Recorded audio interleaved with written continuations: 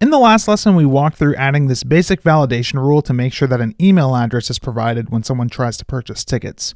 So behind the scenes, I've gone ahead and added a few more validation rules and tests, so I'm going to quickly walk over here. So I added this one to make sure that the email is a valid email address. So we send in an email address that's not correct and then make sure that we get an error back for the email. I also have this one here to make sure that a ticket quantity is provided. So if no ticket quantity is passed in, we get an error for the ticket quantity field. Slightly more interesting is this one where we're making sure that the ticket quantity is at least 1. We don't want someone to be able to purchase 0 or negative amounts of tickets. That seems like it could have some weird consequences. So we make sure that if someone passes in 0 or less, that we get an error in the ticket quantity field. And finally, we have this one down here to make sure that a payment token is passed in, the token that we get back from Stripe. So at the request level, there's not much validation we can do other than making sure that the token is there. So if it's not passed in, we make sure that we get an error back in the payment token field. Pretty basic stuff, and if we run this test, you can see that, in fact, we now have a test with 6 tests and 14 assertions, and everything's passing. If we head over to the concerts controller, all I've done is really just fleshed out these validation rules here to match what we have in our tests.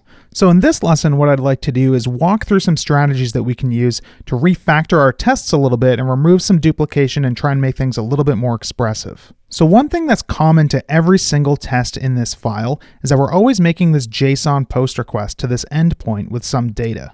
Now I don't totally mind duplicating this in every case, but it would be kind of a pain if for some reason this URL structure changed, and we'd have to go and update every single test. So something that I like to do often in these cases is create a helper method. So we can add a method to our test, something like just order tickets, that's going to represent all the different work that has to happen to make this request.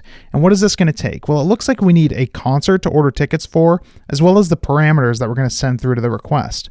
So if we have this just take a concert parameter as well as just a params parameter, we can copy this stuff into this helper function and then just pass the params through directly here.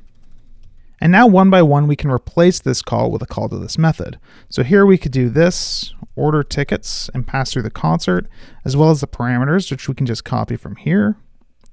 If we paste those in and get rid of this line, with any luck, this test should still pass. And everything's still looking good. So let's go ahead and swap that out everywhere else. So instead of doing a JSON post here, we can just do order tickets, and we can just pass in the concerts, as well as those parameters, run our tests, still good. You can do the same thing down here. So order tickets, just the concert, and then pass through the parameters, run that test, still green. Down here, same thing, order tickets, concert, params, run just that one, still good. A few more places to go. To order tickets, concert, params, still green. And finally this one here. So the last JSON call to replace. So again, passing through the concert and the parameters directly, running the test.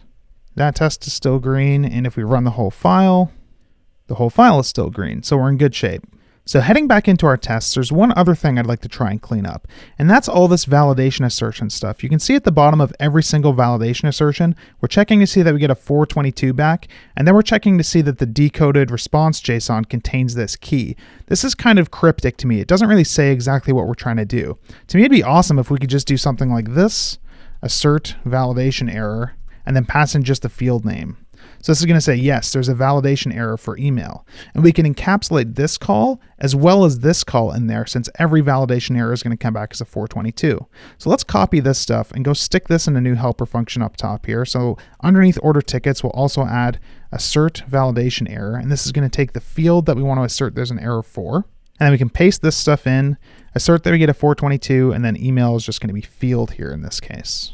So now if we head back down to that first validation test, we can delete this stuff here, and then we can just leave assert validation error email. Down in this one, we can do the same thing, delete both of those calls. For the ticket quantity, it's going to be the same thing, except instead of email, obviously we're checking the ticket quantity. Again, we got another ticket quantity one here, so we can just replace email with ticket quantity. And then finally, for the payment token, we can replace email with payment token. And now if we run these tests again, everything's still green. And if we head back to our controller and just maybe remove a couple of these just to make sure that our tests are still doing what we want, we can run this again.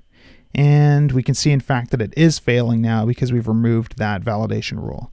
So everything is working as expected. And now instead of having assertions checking to see if arrays have keys, we have something that's a little bit more descriptive. So we create a concert, we order some tickets for that concert with this data, and then we assert that there's a validation error for the payment token field. So approaches like this, where we take some common code and extract it into things with nicer names, can really clean up your tests and make them more readable for any other developers that need to come in here and read this to see what's going on.